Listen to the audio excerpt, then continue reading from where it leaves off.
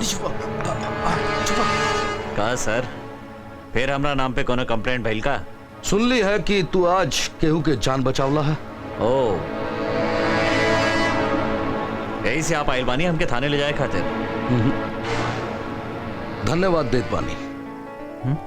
तू जगह बचावले रहल वो हमार पत्नी। धन्यवाद की बात नहीं खे।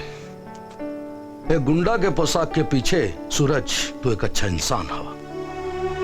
सूरज, काले भाई तुझे हमार पत्नी तो के अपना भाई बना के तिलक लगावे चाह दिया।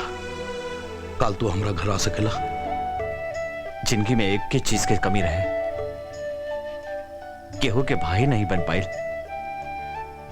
आज मौका मिलल बा तो काहे ना आइब। कल सवेरे अपन बहन के हाथ से टीका लगवावे जरूर आइब सर। हम इंतजार करब।